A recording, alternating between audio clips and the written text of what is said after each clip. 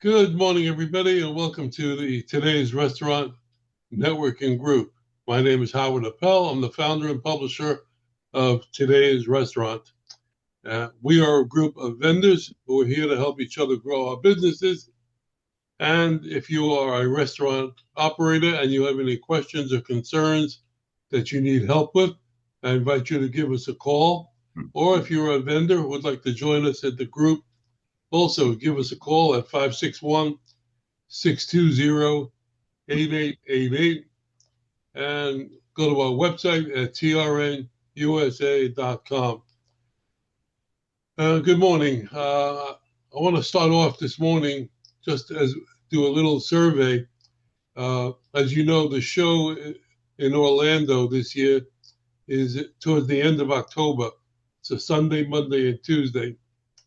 And last year we had 12 companies, primarily from this group, all in a row. And I know I sent out a form, and some of you have already responded. So just by a show of hands, can you tell me if you are going to be or thinking about exhibiting at the show in October? I see Bill and Steve. Terry's going to be on a cruise ship saying, "See y'all." There's Bruce, you're gonna try to do it, Bruce? John Bunn. I am. Well, John, I know. All right. Okay. Randy, where'd Randy go? What He's about you, right Randy? here. There I he said is. I'm in. Got the flashing fingers going on. You got it. Here I am. Not Memorex live. Terry's not. She's retiring, so leave her alone. Aw, I'm gonna miss you. For sure. We have one combined group with the 9 o'clock. With the Okay. 9 o'clock people as well, don't we? Oh, I'm sorry, say that again? No, I said we had the 9 o'clock people and the 11 o'clock people together at the show, right? Yes, we're all in the same row. Yeah. It works out great. Everybody bounces leads off each other at the show and afterwards. So it's really worthwhile attending. In any event, we have Sven Jensen here this morning from the 9 o'clock group, and he volunteered last week very kindly to set up a WhatsApp. What do you call it? WhatsApp app? A WhatsApp page, and he thought it would be, and I thought it would be a good idea for him to come to explain it to us today because I got no clue. So tell us about it, Sven. Yeah, thanks everyone. And I know I met a handful of you at the combined session. These are 2 weeks ago now. And following up with that, I've actually built some good relationships, and I'm working with Bruce and a few other people from this group as well.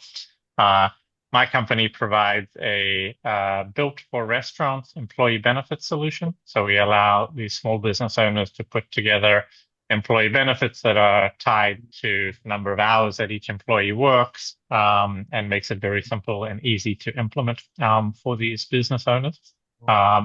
On the 9 o'clock call, we've been spending a bunch of time talking through best practices and how to create momentum and awareness for all of our businesses on LinkedIn, which is obviously a great driver of very high quality traffic. And I'm not sure if you guys have spent time on it, but talking about how to write your posts, what time of day to post them. Personally, I'm using a solution from a member of this group called Rev that allows me to use AI to generate automated posts and get great distribution across all those channels. But relative to WhatsApp, some of you may have used it before. It's a sort of global messaging app owned by Facebook these days. But what we did at the 9 o'clock group was we put together a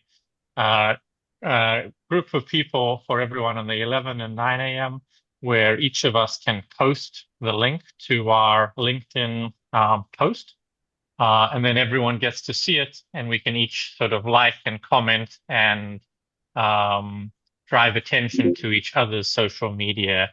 And while that's important, obviously we all have great networks in the restaurant space. but it's more important than that because these algorithms on LinkedIn really take into account high quality engagement. And so, when I post on Steve's post or he posts on mine, it really improves its ranking and it can get you significantly more high quality reach without having to spend money on advertising directly. So if any of you are not part of the WhatsApp group, please either email me or drop it into the chat and I'll make sure you get added. But the simple idea is if you choose to post your LinkedIn, and folks in that group will help you amplify the message and increase awareness for your company. I did send Sven a roster of all of the members at that time, which is still current in this group. So he's got your information, but if you want to contact him and reach out to him, feel free to do so. Yeah, and my contact details are Sven, SVEN, @protier.com, PRO-TIER.com. You can reach me directly at 415-857-5048, which is my cell, so it comes directly to me. So happy to engage with you for the WhatsApp group, or in general, if you have client needs to help them attract and retain employees. We've proven very successful in helping business operations like that. Is there a link or a name of the group that you could put in the chat so that we all have it? You cannot, with WhatsApp, you cannot, I don't believe, join automatically. So I need to add people. So if they just Okay. Put in cell phones. How do we? You have to do it through you or through the app? I'm going to see if this works. I just shared a link into the chat, but if that doesn't work, all I need from any of you who want to join is just send me your phone number, and it needs to be a phone number that is linked to a WhatsApp account, and then I can add you manually. Terry, do we have that? I do. Okay, you'll have to help me set up mine. Yes. Is everybody? Terry, are you part of the group? Did you join when I sent it out last week? I had just gotten back from a family wedding in California, and I'm honestly still catching up because I'm a president of this association, and I had a bunch of stuff to take care of. So I will do that as soon as we get off the chat. Perfect. Thank you, Sven. You put a lot of time and effort into this, and we appreciate it. Yeah, happy to help. How many of you read the article that I sent with the invitation? Yeah. Did you find it interesting, or I thought it was a great article for this time and day and in this economy. I thought it was a great article and interesting as to what you could do to make your company stand out and create attention to your company. And I know it's very difficult to do that in the business-to-business environment like we're in. It's much easier for a restaurant, just like the barbecue restaurant in the article, when they put sodas out on the street for free. And that created, that stopped people, and people noticed what they were doing. And that's the challenge that we all face, is to get people to stop and recognize what we do, and then to continue down that road to make them want to do business with you. So if anybody's got any thoughts or opinions on that article or tips on what to do. I've been posting on Facebook with these photographs, AI generated photographs of me, and one of the people in the 9 o'clock group said I should put it on LinkedIn. So I put one on LinkedIn this week, and this week it generated more impressions than any of the other posts that I did. So it's interesting because people, for some reason, gravitate towards that. It creates an alternative interest in what you're doing. So you have to come up with something to make yourself stand out. Like Helen and Rob, they should be dressed up in good humor costumes or something. Ice cream cones. Very good. Cam, I gotta ask you something. Something's disturbing me. Anybody have Howard, any if I thoughts on may. it? Howard, if I may, one of the things that reading through the article, for those of you who haven't had a chance to do that yet, being a restaurateur and running restaurants my whole life, I mean, I think there's instinctive things you pick up over time. That whole article to me was really started off with how do you acquire more people? So they put soda out to try to generate more attention to that particular property, get more people to walk in. And then it went into how do you retain, so the acquisition process and the retention process, how do you retain those folks that are coming in, right? And so there was a series of things that she did to try to keep people's focus and attention, all the while creating a buzz about that particular company, through word of mouth, social media, and so on. And as I'm thinking about reading the article, the one thing that is a key factor in all that is people who run businesses, general managers, many of them have not been taught how to own what they do and own the business. Being with Fridays for 30 years, one of the things that I learned pretty quickly before I even became a GM was I was the owner of the results that business got, right? So I didn't have to spend $1.5 million to build a Friday. Somebody gave that to me to run for them.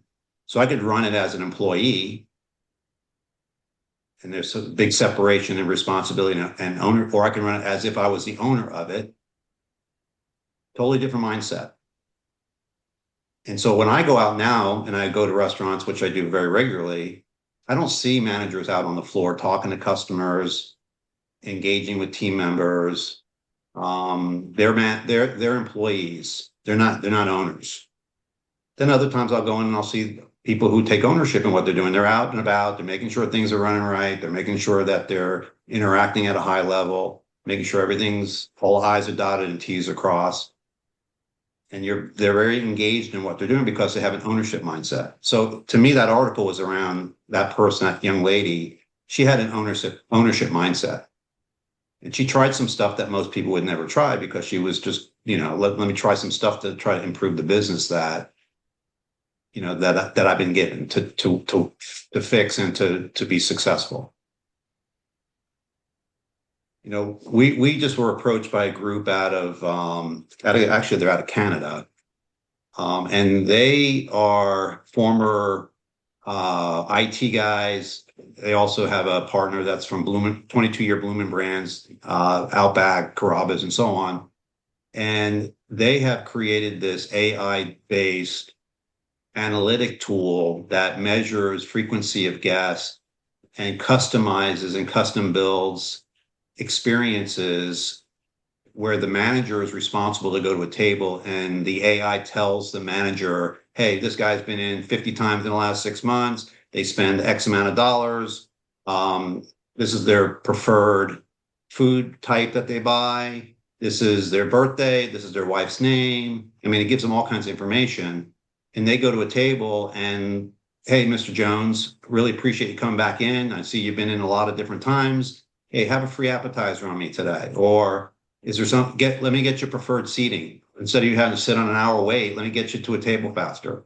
So it kind of customizes the experience to the person that's been utilizing that brand for a long time to try to create additional revenue from that client coming back more frequently. But they're finding that 36% of high using clients leave the business because they're not being treated properly. Because there's no relationship being built between that business and the people in that business and the client and the restaurant customer. I think one of the most important points that article made was that the greatest challenge for many businesses today is not conversion, it's interruption. You want to interrupt somebody to become a customer. I remember I mentioned this at 9 o'clock. There was a bar in New York that had a sign outside, free beer tomorrow. People stopped and looked at that and said, wait a minute, at least they had, John's been sitting in front of that sign for a month now. I'm still waiting for Kevin, how do you get them to have that ownership mindset? Because I mean, I think, okay, that's the key, but how do you get employees to like care that much? Like, do you just, because I don't think it's just keep throwing money at them, No. And like, Well, I'm no. struggling with that. Yeah. I have two girls. I have a guy and a girl, and I'm like, okay, you sent the email, you got a response. Now you know what you need to do with it. Like, I don't want to tell you what to do. And I think that's a lot of the problem is that they do one step and then that's it. I check the box. It's a complicated question. And, I kind of gave you just a brief example of something I learned. But then as I became an area director, multi-unit and VP level, now you're dealing with lots of people that you're responsible for, right? Mm-hmm. So how do you develop that culture where people understand it's okay by giving them permission to take ownership? I think part of that is a finding in the interview process people who are already built and wired that way. Okay. Right? Because I think there are people who are wired to take ownership, and there's people who are just always going to be uncomfortable with it or unable to do it. So I think you have a process by which you identify that tendency, I guess, in the interview and selection process. Then you spend an enormous amount of time developing them to understand how to do it properly. And then you give them permission to do it. And if you do those steps the right way, not that you're going to have 100% success with all those people, but you're going to have a high probability that you'll have more people who think the right way or will be willing to take steps to take ownership in whatever it is. And they'll still need some direction, and some of even with that said, some people still need to get they have an idea and a thought, and they still need somebody to say it's okay to go do it. Right? I think they still something need that important, validation. Kevin, as well, is obviously to hopefully have your entire team in a restaurant engaging with customers and being friendly rather than just relying only on the manager. But Absolutely. I think what a lot of restaurants don't do these days is they don't acknowledge like it's a two-way street. So they treat their employees very badly. They treat their employees like commodities, and their employees are the face of their business because they're a hospitality business. So, companies need to reciprocate. You need to treat your employees well. You need to give them opportunities for advancement. Our solution helps restaurants give their employees healthcare benefits. So when you as a business aren't doing any of those fundamental things for your employees, and then you expect your employees to be out there going above and beyond, like, of course they're not, but you need to take ownership of it sometimes as well. That's saying like, why aren't your employees doing that? Or, what can you do to make sure your employees are feeling like they're well treated and part of a team that cares about them? Yeah. For sure. And, you've heard, I'm going to say a couple of things you probably all have heard. You walk the walk, talk the talk. You can't tell somebody to go do something that you're not doing. Okay. And then you've heard this before, I'm sure. The guest experience will never be any higher than the employee experience. If the guest experience is high because the employee experience is high, then the customer experience is high. That means the company experience is high. That means the company's experience is going to be very high if the guest experience is high and the team member experience is high. You don't get to the company experience being high if the other two are not in place. And somehow companies over time, they put the company experience at a high level, but they at the cost of the team member experience and at the cost of the guest experience. It's backwards. It's absolutely backwards. And so to your point, if you want your team members to take ownership in the experience that their customers have, first off, you have to set the example and show them what that looks like by doing it yourself. And then you have to make sure that they're trained to do that and understand the expectations. And if you do both, guess what happens if you do both those? Your sales will go up. The ownership of the team members is a way to create profitability for a company, because team members can destroy profitability or they can build profitability by the interactions of what they do every day. And ultimately, if the sales are going up and the team members are focused on guest experience and focused on a profitable run business, the company experience is going to go up. And that's when companies do well and they grow. So you can't do one without the other. I guess is the point I'm making by saying all that. And I don't think that's being taught. I don't think that's being taught. I mean, I was taught that. I didn't just make the stuff up, I was taught it, and I was in an environment where that was the culture. And that was the expectation. So over time, that's what we did, because somebody was smart enough to put that in place when Fridays was a very small company. I started when it was 25 Fridays, and I left when it was 650. So, I mean, I experienced that for 30 years, and that was the culture up until I left, and then it went sideways, and now you see what's happened to the company. Sorry, well, I do have to jump. Sorry, I wasn't supposed to be on this call, and I've got a client meeting about to start. But thanks for all your time. Sure. All right, anyway, Howard, I think I've taken enough time, Howard. Thank you. There's a real simple solution to this problem. If you guys want to listen to me for 2 minutes, I'll tell you. You have a restaurant. You hire a 16-year-old girl to be a greeter, and you pay her hourly. When there's no customers coming in the store, what is she doing? You all know she's going to be on her phone, right? You start her out, you cut her wage a little bit lower, and you say, here's the deal. I'm going to pay you this per hour. However, on tonight's ticket, you're going to get 1% of profit, whatever profit share you put in there. And I'll give you an example of how this works. I had a roommate who was a complete slob because we rented a house. He bought a house. I went to a house, and it was immaculate. Once he took ownership of where he was living, he went from Oscar to Felix. You get somebody to buy into the profit sharing, like you said, they got to take ownership. Give them ownership. I would do that in a heartbeat. How many people here work on commission? Probably at least half of us, right? Most of us. But if we got paid, but in a restaurant environment, it's just not going to work. Then you're going to have every server and every bartender and every dishwasher wanting a piece of the profit. I don't think that's a way to go. They do it in South Beach, where I used to work. They would split 3% with the bartenders, 1% with the bussers, and so on. And they 8% that we charge at the beach. Even the bus boys would share the tips. Tipped out. Appreciate it. That's based on tips. That's tips. That's not off gross sales. I know. You can't pay people off gross sales in a restaurant. I mean, that's just nutty. Yeah, exactly.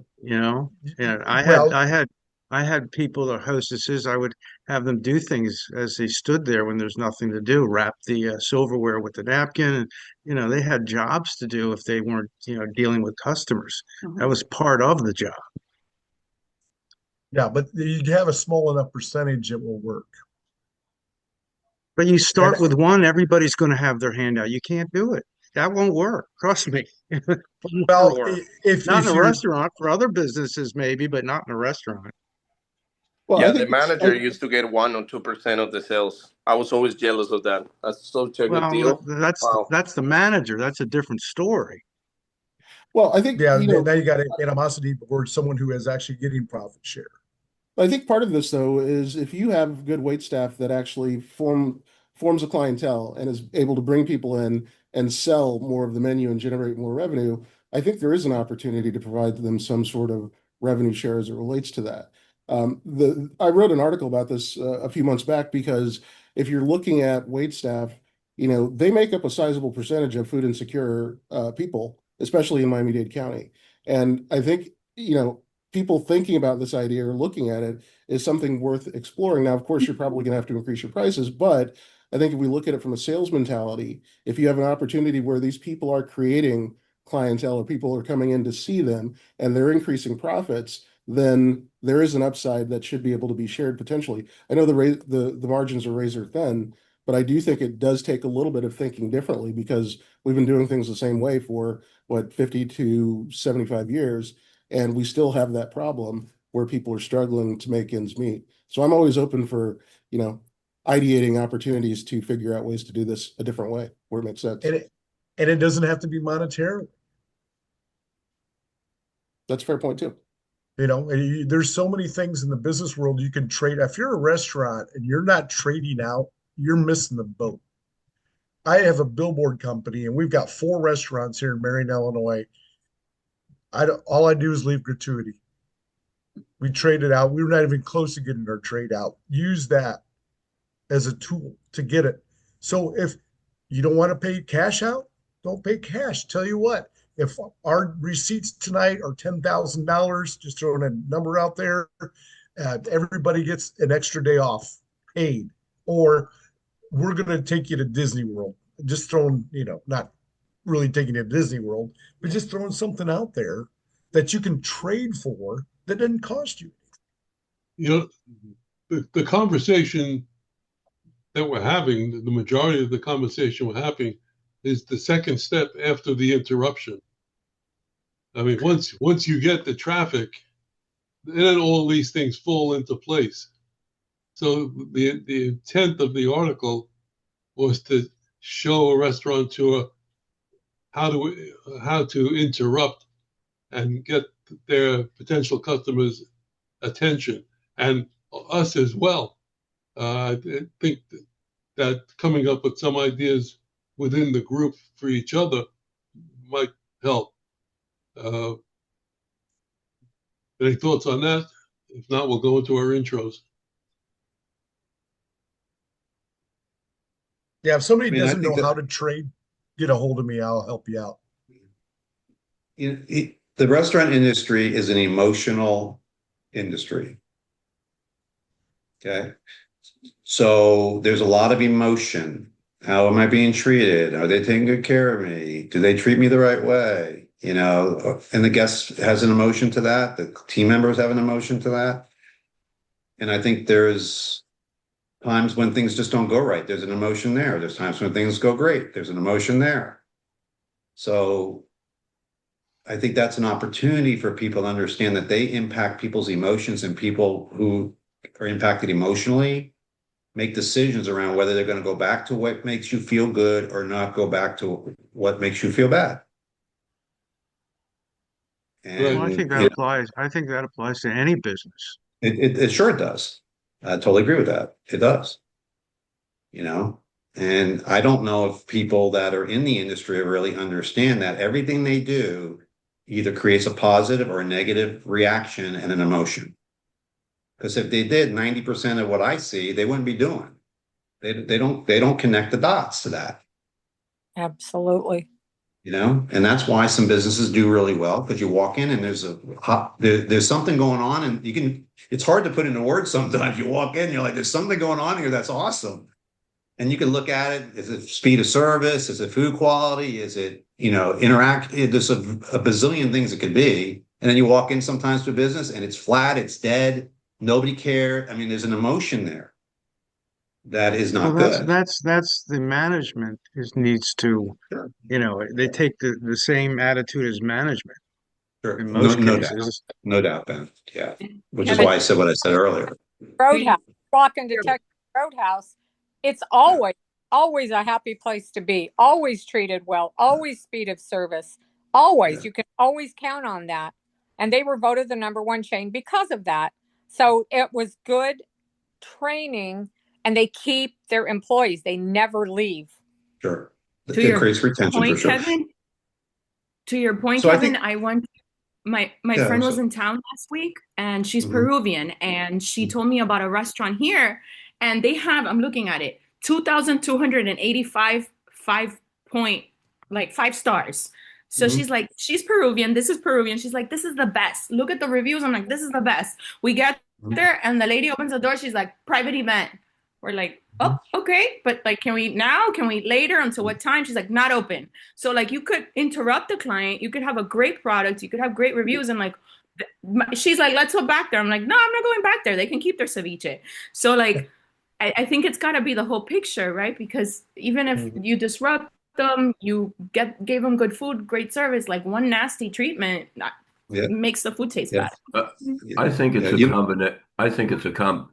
a combination of things. I think what everyone's saying here is true. There's positive and negative experiences. It's either atmosphere or great customer service, you know, innovation, creativity, the decor of the restaurant, things like that. We go into kosher restaurants, the waitresses are very friendly, they're smiling. You know, I think, you know, it depends on the marketing, the advertising, the management. There's a whole bunch of variables that, you know, that are involved here.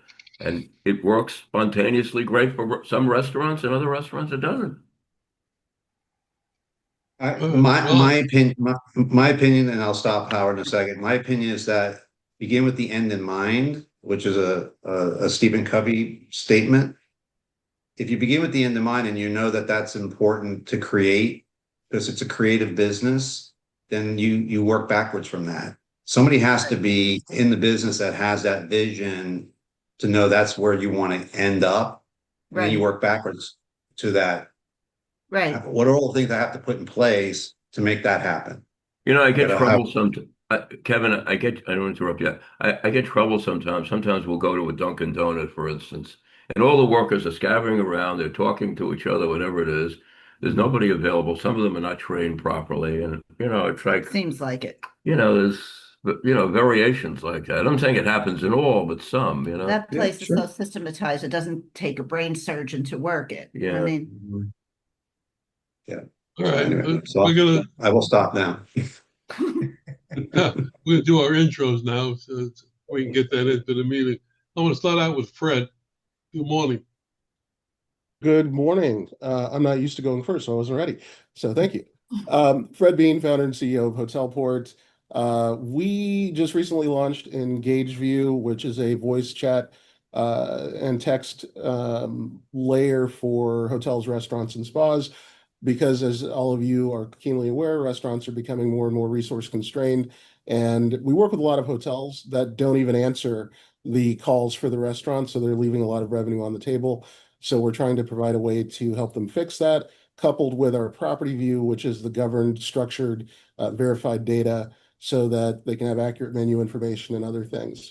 I had an epiphany last night as well when it came to the foundation. So Azalea, I'm going to be reaching out to you at some point because I've seen some of your posts about the restaurants that have been for sale in Miami Beach and Miami, and it popped into my head that with Big Foundation, because we're trying to launch a culinary skills initiative to teach food insecure kids how to cook and give them pathways into education and the industry, rather than depending on others to give us kitchen space, I think it makes more sense for us to buy a location and make that our location where we do the cooking the activities, and then of course possibly have events where these kids can present their cooking, and then we can raise more funds for the different cohorts. So I will be in touch with you in the future about that as I get the plans together and figure out what we can afford.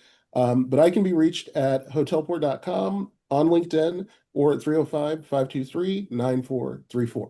Thank Brad, you. I was thinking about you this week because there's a middle school here that one of the clients that came to my showings, he's building 6 hoods for the middle school. I was like, they're gonna have such a culinary program in a middle school. I mean, I wish I would have had that opportunity. My daughters would have been a lot more grateful. So yeah, we should definitely connect. And even before you get there, like help us, like talk to me and my brother, and we'll help you brainstorm, see where we can put you in. There's a company in Atlanta that started out with just what you described. It was about, I'm guessing, 15 to 20 years ago. They created kitchens for a restaurant to work in. And that's a perfect environment for a student to work in under the tutelage of somebody who's trying to make a living out of it. So that may be a wrinkle to that idea. Yeah, absolutely. Thank you. and I'm going to go to my favorite business broker. That's you. Awesome. Also, if we get it, Fred, I was just thinking if we get it into an area that has a CRA, they're giving like $200,000 to fix the place for you. Oh, really? So there's certain restaurant locations that already have a grease trap, might already have a hood, and then on top of that, you get $200,000 from the CRA to do whatever you need to do there. Anything that stays affixed to the location, they'll lend you the money. Okay. So there's things we can do that might expedite the getting there. So I love it. let me Thank know, you. and we'll have a call with my brother. So my name is Asalia. I am a restaurant business broker and commercial agent in South Florida. I help clients buy restaurants, sell the assets, or lease commercial spaces that were restaurants to kind of make the process a little bit easier for them. Right now, we have like 42, 43 restaurants in Miami-Dade and Broward. My brother he just sold one in Tampa. He has like 2 in the Keys. And anything we can do to help, we're here. My number is 786-457-2796. My favorite business broker has been posting a lot on LinkedIn, and I've been doing a lot of commenting on her posts on LinkedIn. And I invite everybody to do that for each other. I mean, I do it with Fred. I try to do it with Fred. I do it with Azalea and anybody else who I see who does it. And if you see one of mine, please comment, even if it's, way to go, Howard. That it helps you, it helps me. So let's help each other that way. So, Jose, good morning. Hi, good morning, Howard, and good morning, everybody. My name is Jose Molina. I'm with Direct Processing Network in Florida Payments. We specialize in point of sale and payment systems for restaurants. This month, I'm helping a few quick service restaurants with self-ordering kiosks, online ordering, and some kitchen automation. We're setting some screens for them to be able to get the orders faster. And for a full service restaurant, we're working on setting up handheld pay at the table and order at the table devices, as well as advanced reporting and loyalty. I can be reached at 855-955-6111 or at jmolina@directprocessingnetwork.com. Thank you. Okay, let's go to Bill. Did you get my email, Bill? Yes, I did. Okay, just want to make sure. Thank you. Yeah. You can go. Good morning, everyone. My name is Bill Clement. I'm an energy broker, and I save people money on their gas bill. I'm sure you know of some small business owner who owns a restaurant, and they don't even know that they're in a state in Florida that is deregulated, and they don't know that they can save money on their gas bill. So if you know a small business owner who is actually saying, wow, I am sick and tired of being sick and tired of paying these high bills. Azalea has sent me some customers. She's awesome. And we just dealt with one that was paying, we're dealing with one right now, and she was paying $1.47 per therm. And it was with a supplier, Gas South. And then what we did was she called Gas South to see if she was under contract. She wasn't. And so now they're telling her, well, you're paying only 98 cents now. Well, why did you have me charging me $1.47 back in February, and now you're at 98 cents? So she said, well, I'm going to go with a broker. So she hung up with them, and they called her back later on that day and said, well, we'll lock you in at a price. Yeah, after I called you out and told you that you're charging me a variable rate every month. So we can lock people in at 70 cents. Okay. So they were charging her $1.47. That's double the price. So get me in contact with people. I like to correct the wrong that the utility companies are doing to these business owners. Restaurants have very small margins, and we could help them save $400 or $500 on their bill every month is a big deal. Over 60 months, that's 20 grand. So let me help them out. My number is 813-455-4079. I have a meeting at noon, so I'm sorry, but I'll have to leave. Thank you, Howard, for letting me go on. Okay. Terry Lena, good morning. Good morning, everyone. Happy Mother's Day to all you mothers. Hope everybody has a great weekend. Our team will be at the NRA show at booth number 12147 next weekend. So if anybody's going to Chicago, please stop by and see us. I work for Workwear Outfitters, and we manufacture innovative workwear apparel under Red Cap and Dickies. We work through our distributor partners, and I can be reached at 317-385-2539. Thank you. Thank you. Randy, haven't seen you in a while. Good morning, everybody. Yes, it's been a whirlwind of activity. Oris Payroll, we are a fully functional payroll HR company.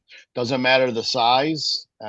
Just returned back from a national convention. We're actually going upscale. So those 250 to 1,000 employees, we will be able to handle. Very interesting, all this employer-employee conversation. Huge advocate for bringing on new talent and maintaining talent. We now have early wage access, which is very prevalent throughout the hospitality world. Our partner for these small to mid-sized businesses will fund, administer, and maintain the records for employees needing money before pay scheduling. So this is huge. In the first hour of launch, I had 65 employees sign up just from one employer. So look for that. It's a way to maintain employees. It's a way to maximize efficiencies for the business owner, not having to give out loans, and helps take away from a lot of that administrative nightmare. And like somebody said, the margins are small enough as it is to keep people from calling out sick, to asking for money. This is now a huge opportunity and tool to help the business owner. I can be reached at 585-622-2993. Glad to be back. No more travel till September. Yay. Okay. Bruce, you with us? If I can figure out my buttons here. Hi, everyone. My name is Bruce Silver. The name of our company is HRX Network.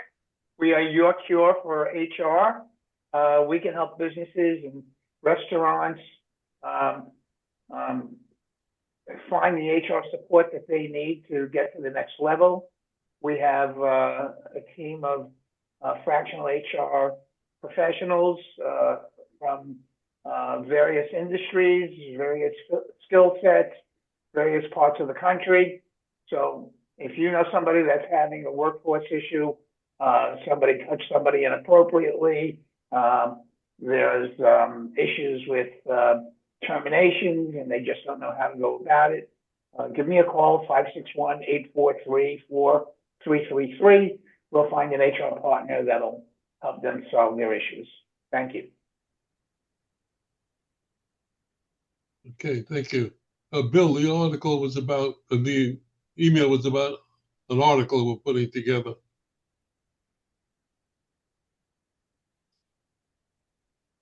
Okay. If you have any questions, let me know. The dynamic duo. You have a fun fact for us, John? Okay, so first of all, shout out to Terry Lena. I've got a phone interview this afternoon, so I want to thank her. Trivia question. It's going to appear very simple, but it's not. Dave Thomas, 1969, opened up a restaurant selling burgers. He named it after one of his 5 kids. What was her first name? Wendy. No. Cindy. You're pretty close there, Randy. Hamburger. No, it wasn't hamburger. Wasn't Frosty either. Candy.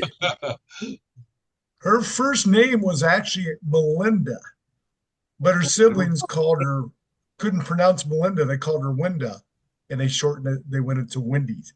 So that was actually her nickname. And that's how he started. And also to add to that trivia, he started at the Hobby House in Fort Wayne, Indiana, my home area. And he tried a chicken place to compete with none other than Chick-fil-A and didn't take Kathy seriously and got his butts handed to him. So there's your trivia question of the day. Okay, Kevin. Thanks, John. So strategic supply chain partners. Fred a moment ago said razor thin margins. Do you think there's emotion around not making money?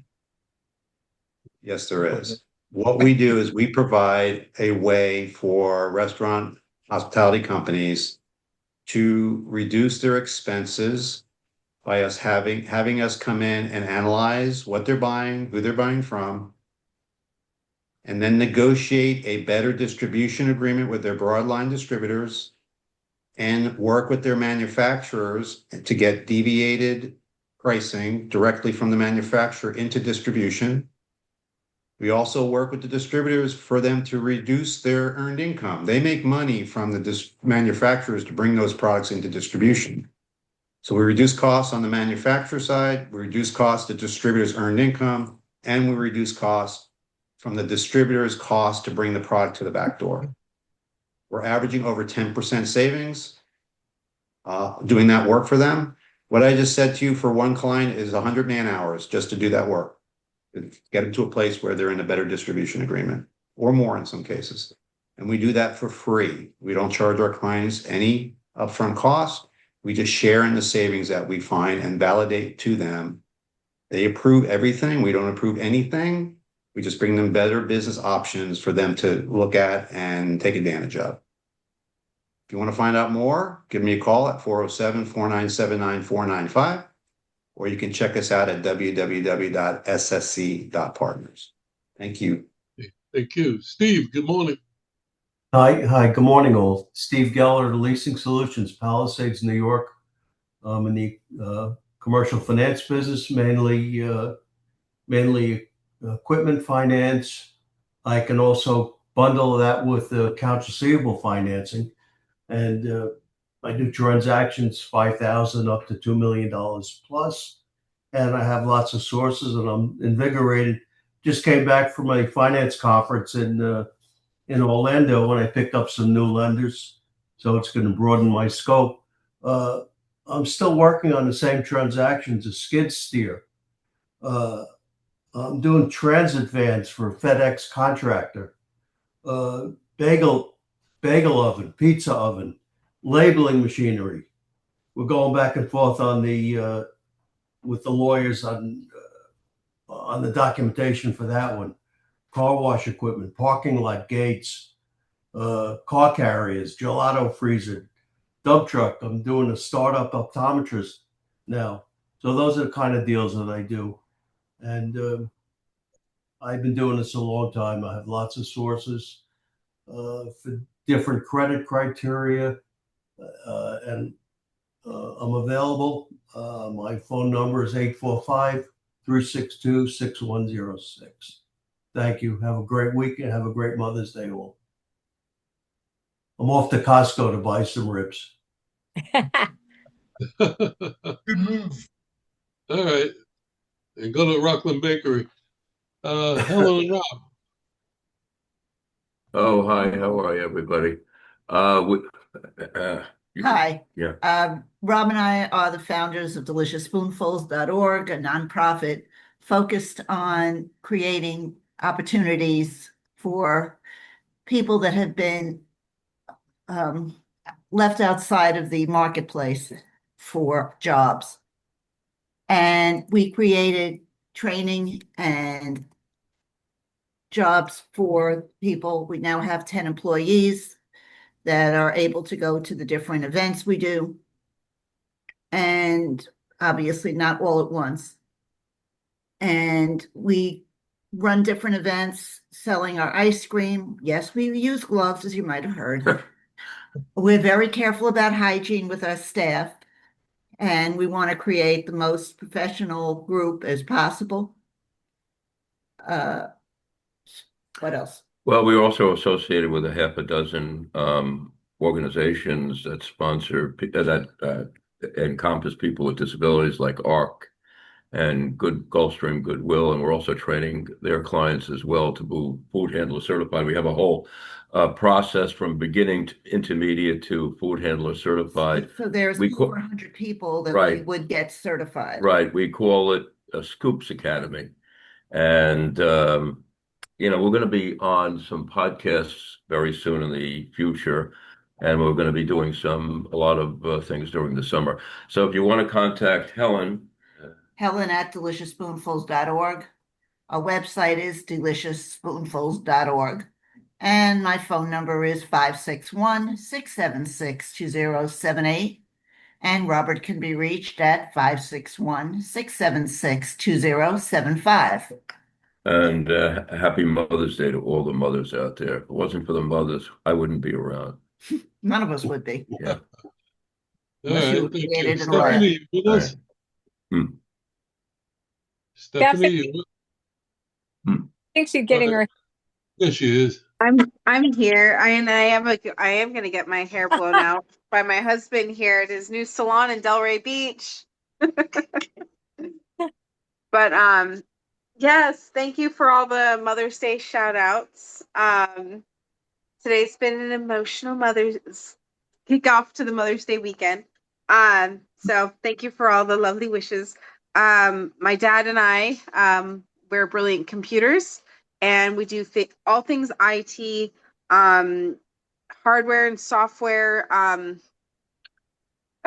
support and deployment, business email, spam and phishing, reviews and protection. When in doubt, reach out. You can view our list of services on our website at www.brilliantcomputers.com, or you can contact us and open up a ticket by emailing support, SUPPORT, at brilliantcomputers.com. And we are really, really excited to continue to be able to serve our community, and we thank you for trusting in us. Thank you. And TRN Terry, take us home. I will not. Okay, we'll see you all next week, guys. Everyone for all the wonderful input that you always support us with. Group 1 was group 2 today at 9:00 kind of threw us off. It was we had a lot of people and a lot of subjects that we really didn't expect. So I'm still in a whirlwind there. But what I do and what my team does, you can look right behind me, monthly restaurant lead reports. And someone in the 9:00 group actually, and I never really say this, but we have lead reports from 3 years back. So he actually purchased all of those and going forward for leads. And what he's going to do is either call every one of them or send a blast email to find out if they're happy with their services, if they're opening another location, if they, and a lot of them are not going to be open from 2 and 3 years ago, obviously. So the price reflects that as well. But if you want to see a sample of what we have, trnus.com/leads will take you right to a nice sample report.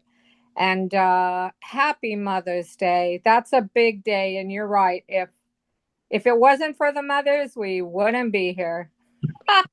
For everyone. And some of us, it's not a super happy day. Our mothers aren't with us. But you know what? We have children, we have grandchildren, we have great-grandchildren. And for that, we're all grateful. So have a blessed weekend. Okay, I think that does it. Happy Mother's Day to those again. And let's have a great weekend. See you next week. And let the sauce be with you.